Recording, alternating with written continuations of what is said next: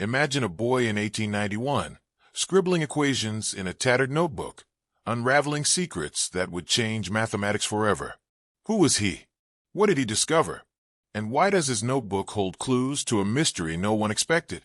Stay with me as I dive into the pages of his story. Trust me, you'll want to see what's hidden in those numbers. I was only 12 when I found it, a dusty notebook tucked away in my grandfather's attic, its pages yellowed and brittle. The year was 1891, and I lived in a small village where gas lamps flickered on cobblestone streets. The notebook belonged to a boy named Elias, a name scrawled in looping ink on the first page. His handwriting was meticulous, almost obsessive, filling every inch with numbers and symbols I couldn't yet understand. I remember the weight of it in my hands, heavy with secrets. Each page seemed alive, whispering equations that danced in my mind.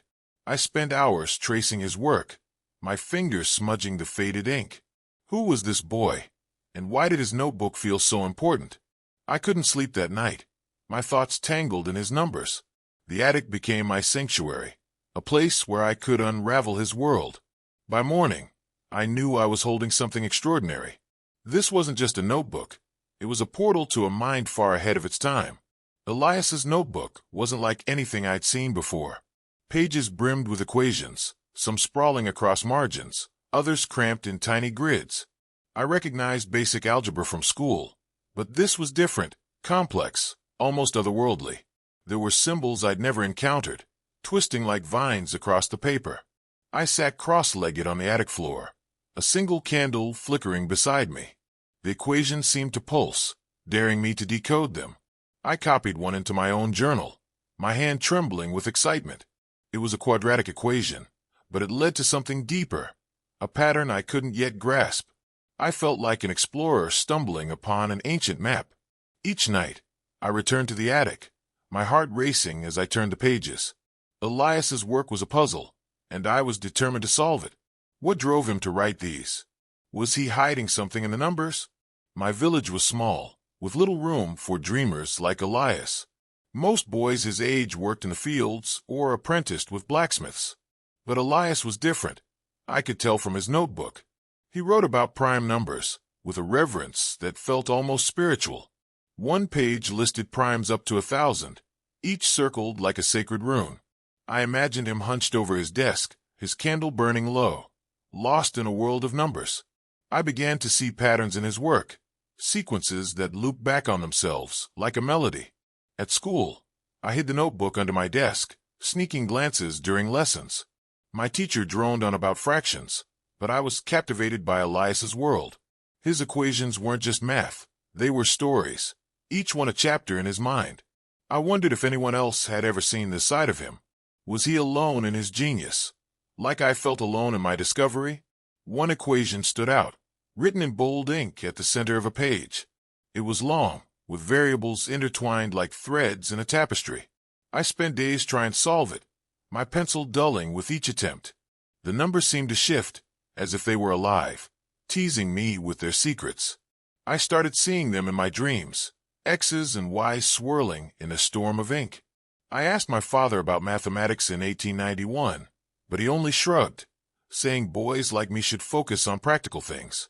Practicality felt like a cage when I held Elias's notebook. I began to notice annotations in the margins, tiny notes like "check this" or "impossible." They were clues, breadcrumbs leading me deeper into his mind. I felt a connection to Elias, as if he were speaking to me across time. What was he chasing in these pages? I needed to know. The notebook wasn't just equations, it held sketches, too. Geometric shapes filled the corners, triangles, circles, and strange spirals I couldn't name. One sketch showed a cube, but its edges bent in ways that hurt my eyes to follow. I tried drawing it myself, but my lines never matched his precision. Elias's mind seemed to see dimensions I couldn't grasp. I started reading books from the village library, hoping to understand his symbols. The librarian, an old man with thick glasses, warned me about getting lost in foolish numbers. But I wasn't deterred. I felt like I was uncovering a hidden truth. Each sketch was a piece of Elias's puzzle, a glimpse into a world he saw clearly. I began to wonder if he was more than a village boy. Could he have been a prodigy, forgotten by history? One night, I found a page unlike the others. It wasn't equations or sketches. It was a letter, written in Elias's careful hand. He addressed it to future reader, and my heart stopped. Was this meant for me? He wrote about his fear that no one would understand his work. The numbers speak, he said, but the world is deaf. I read those words over and over, feeling his loneliness in my bones. He described a theorem he discovered, something about primes and infinity. The details were beyond me, but his passion wasn't. I felt like I was betraying him by not understanding. I vowed to keep going, to honor his work by unraveling it. That night, I fell asleep with the notebook on my chest, dreaming of Elias's voice. The more I studied, the more I saw patterns repeating across pages. Elias was obsessed with symmetry. Equations mirrored each other like reflections in a lake. I started solving simpler ones, feeling a rush when my answers matched his. But the complex ones eluded me, their solutions hidden in a fog of numbers. I began to notice dates in the margins. March 1891, April 1891. Elias had been methodical, tracking his progress like a scientist. I imagined him working in secret, hiding his genius from a world that wouldn't understand. My own secrecy mirrored his. I told no one about the notebook. It was our bond, a silent pact across decades. I felt like I was carrying his legacy, even if I didn't fully understand it. What would happen if I solved his final equation? Would it change me, like it had changed him? The village had stories about a boy who disappeared in 1891. They said he was strange, always muttering about numbers. Could that have been Elias? The notebook offered no answers, only more questions. One page had a cryptic note. The key is in the primes. I didn't know what it meant, but it felt important. I started listing primes myself, mimicking Elias's method. My notebook began to look like his, filled with numbers and frantic scribbles. I felt closer to him, as if we were collaborators. But the deeper I went, the more I wondered about his fate. Did his equations lead him somewhere dangerous? The thought haunted me as I worked late into the night. His notebook was a map, but to where? I was determined to find out. I found a sequence that repeated across multiple pages, a string of numbers that seemed random but wasn't. I spent a week analyzing it, my desk littered with crumpled papers. The sequence was a code, I was sure of it, but I couldn't crack it. Elias's mind was a labyrinth, and I was lost in its twists. I started doubting myself. Maybe I wasn't smart enough to understand him. But then I remembered his letter. The numbers speak. I took it as a challenge, a call to keep going. I began experimenting with the sequence, plugging it into his equations. The results were strange, almost nonsensical, but they felt right. I was getting closer. I could feel it. Elias's notebook was teaching me to think like him, to see the world through numbers. By now, the notebook consumed my every thought. I carried it everywhere, hidden in my satchel, afraid to let it out of my sight. My parents noticed my distraction, but I brushed off their concerns. How could I explain Elias to them? His equations were my world now, a universe of logic and mystery. I began to solve more of his problems, each victory making me hungrier for the next. But the final pages were different, denser, almost frantic. Elias's handwriting grew erratic, as if he were racing against time. I wondered what had pushed him to such urgency. Was he afraid of something? Or was he on the verge of a breakthrough? I felt a chill as I turned those pages, sensing I was nearing the heart of his story. One equation spanned 3 pages, a monster of variables and exponents. It was the most complex thing I'd ever seen, like a cathedral built from numbers. I spent weeks on it, my candle burning down to stubs. I filled my own notebook with attempts, each one failing but teaching me something new. Elias's work was reshaping my mind, forcing me to think in ways I never had. I started seeing numbers everywhere, in the stars, in the rhythm of my steps. The village felt smaller, as if it couldn't contain the ideas in my head. I wondered if Elias had felt the same, trapped in a world too small for his mind. His equation was a challenge, a test of my worthiness. I couldn't let him down. I began to notice something odd about the notebook's pages. Some equations were written in different inks, blue, black, even red. It was as if Elias had revisited his work, adding layers over time. I imagined him returning to the notebook years later, refining his thoughts. But why? What was he searching for? I started separating the equations by ink color, hoping to find a pattern. The red ink equations were the strangest, filled with symbols that looked almost like runes. I copied them carefully, feeling like I was decoding an ancient language. Each symbol felt heavy with meaning, but I couldn't unlock it. Elias's mind was a locked door, and I was still searching for the key. One night, I found a page with a single word, infinity.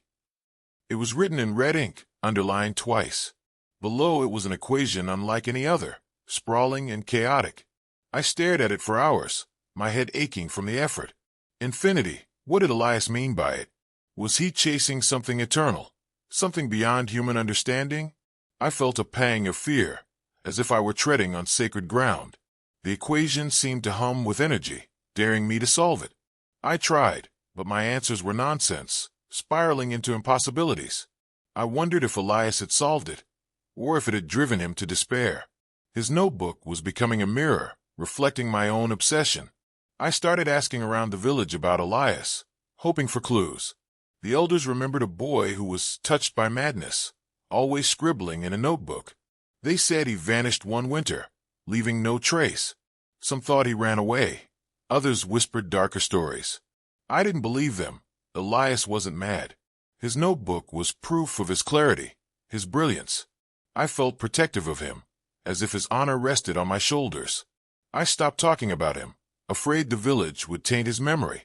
The notebook was my only truth now, its pages a refuge from their gossip. I knew Elias's story wasn't over. I was writing its next chapter. The notebook's final pages were almost unreadable, the ink smudged and frantic. Equations overlapped, as if Elias were running out of space. One page had a sketch of spiral, its lines twisting inward forever. I stared at it, feeling dizzy, as if I could fall into it. Below the spiral was a note. The answer is here. My heart raced. What answer? I spent days on that spiral, trying to translate it into numbers. It was a mathematical abyss, pulling me deeper with each attempt. I began to dream of spirals, their curves haunting my sleep. Elias had been here, at this exact point of obsession. Was this what drove him away? I needed to know, even if it scared me. I started solving equations faster, my mind sharpening with each one. Elias's work was teaching me, molding me into something new. I felt like his apprentice, learning from a master across time. But the spiral equation eluded me, its solution always just out of reach. I began to see it as a test, not just of my skill, but of my resolve. Elias had poured his soul into these pages, and I couldn't give up. I started working through the night, my eyes burning, but my heart alive. The notebook was afire, and I was willingly consumed. I wondered if Elias had felt the same drive, this need to chase the unknown. His story was becoming mine. One day, I found a hidden page, folded and tucked into the notebook's binding. It was a letter, but not like the first one. This one was desperate, written in a shaking hand. Elias wrote about a discovery he couldn't share, something too vast for this world. My hands trembled as I read it. He'd solved something monumental, but it scared him. He mentioned a pattern in the primes that led to impossible truths. I didn't understand, but I felt his fear. The letter ended abruptly, as if he'd been interrupted. I looked at the notebook differently after that, as if it were a Pandora's box. What had Elias found? And why did it feel like I was getting too close? I began to notice changes in myself. I was more withdrawn, my thoughts consumed by numbers. My friends stopped calling for me, and I didn't care. The notebook was my world now, its equations my language. I started writing my own, inspired by Elias's work. They weren't as elegant, but they felt like a conversation with him. I imagined him smiling, proud of my progress. But the spiral equation still haunted me, its solution a shadow I couldn't grasp. I began to wonder if it was unsolvable, a riddle meant to break me.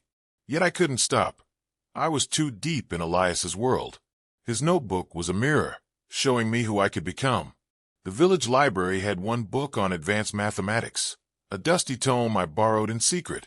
It mentioned primes and their mysteries, but nothing like Elias's work.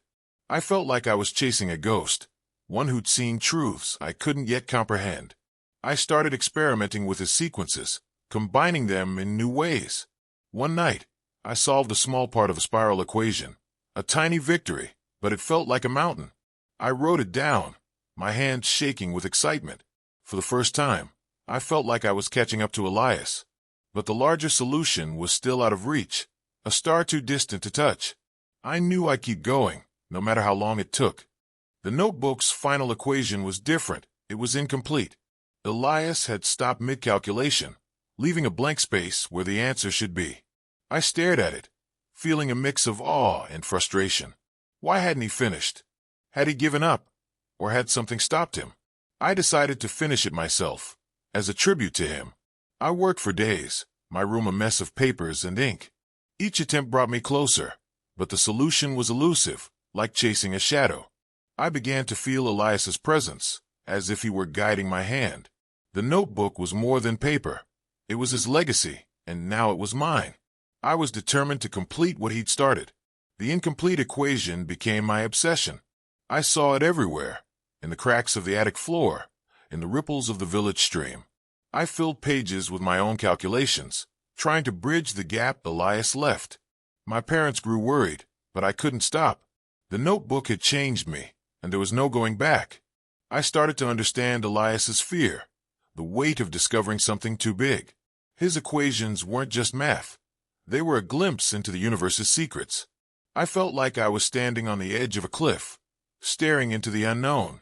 Each night, I pushed further, my mind racing with possibilities. The solution was close. I could feel it.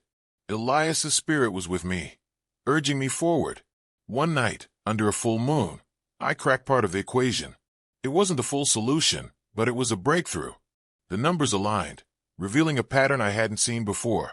I laughed out loud, startling myself in the quiet attic. The pattern was beautiful, like a symphony of logic.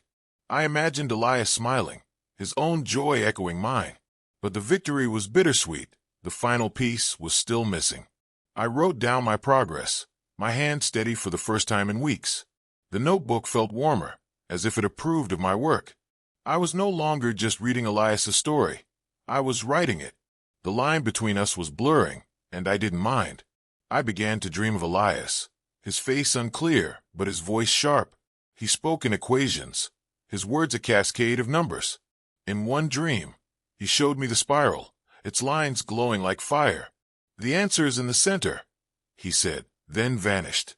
I woke up sweating, the notebook open beside me. I turned to the spiral page, staring at it with new eyes.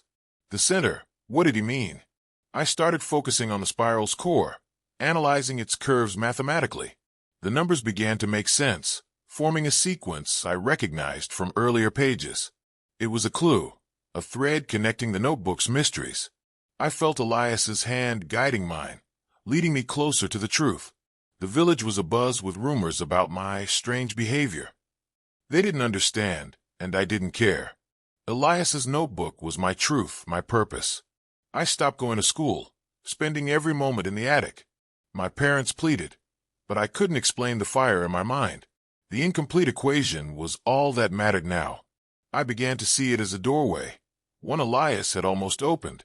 I worked tirelessly, my notes sprawling like his. The spiral center was the key. I was sure of it. I started solving smaller parts, each one a step toward the final answer. The notebook was alive, its pages whispering encouragement. I was so close, yet so far.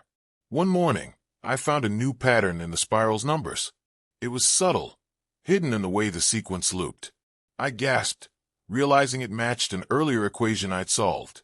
Elias had planned this, weaving a web of numbers across the notebook. I felt a rush of pride. He trusted someone would find it. I was that someone. I worked through the day, my pencil flying across the page. The solution was forming, piece by piece, like a mosaic. I could almost see it, the final answer shimmering just out of reach. Elias's fear made sense now. This was bigger than him, bigger than me. The notebook was a map to something eternal, and I was almost there. The final breakthrough came at midnight, the attic silent except for my breathing. I solved the spiral equation, the numbers falling into place like stars aligning. It was a theorem about primes, a truth so elegant it took my breath away. I wrote it down, tears in my eyes. Elias had seen this, and now I had too. The notebook felt complete, its pages at peace. I imagined Elias smiling, his work finally understood. But the victory was heavy. What did this mean for me? I'd solved his puzzle, but at what cost? My world had changed. My mind expanded beyond the village's borders. The notebook was no longer a mystery. It was my truth. I kept the notebook hidden, afraid the world wasn't ready for it. Elias's fear echoed in me. His discovery was too vast, too fragile. I began writing my own equations, inspired by his work but distinctly mine. The attic became my laboratory, a place where I could explore the universe's secrets. I felt Elias's presence, a quiet companion in my journey. The village moved on, unaware of the treasure in my hands. I didn't need their approval. Elias's notebook was enough. I started planning to share his work one day. But not yet. It was our secret, a bond forged in numbers. The spiral solution was my guiding star, lighting my path forward. Looking back, I realized Elias changed me forever. His notebook wasn't just equations. It was a challenge to see the world differently. I began studying mathematics seriously, dreaming of universities far beyond the village. The notebook was my teacher, Elias my mentor across time. I carried his legacy, but I was also building my own. The spiral equation became my touchstone, a reminder of what's possible when you chase the unknown. I wondered what Elias would think of me, a boy carrying his torch. I hoped he'd be proud, knowing his work lived on. The notebook was no longer a mystery. It was a beginning. I still visit the attic, the notebook always with me. Its pages are worn, but its power is undimmed. Each equation is a memory, each sketch a dream. I've added my own pages now, continuing Elias's work. The village thinks I'm strange, but I don't mind. I've seen what they can't. Truths hidden in numbers, waiting to be found. Elias's notebook taught me to look closely, to question, to create. I'm no longer the boy who found it. I'm something more, something Elias helped me become. The world is vast, and I'm ready to explore it, one equation at a time. His legacy is mine, and I'll carry it forward. If you're listening, know this. Elias's notebook is more than a story. It's a call to look closer, to find the patterns hidden in plain sight. I'm still uncovering its secrets, and maybe you can too. The numbers speak, if you're willing to listen. I'll keep sharing what I find, piecing together Elias's world and mine. Join me on this journey. Subscribe to my channel for more stories of hidden truths and forgotten geniuses. Together, we can unravel the mysteries that lie waiting in the pages of history. Let's keep looking closely, because who knows what we'll find next. If Elias's story captivated you, hit that subscribe button and join me as we uncover more hidden truths. The numbers are speaking. Let's listen together.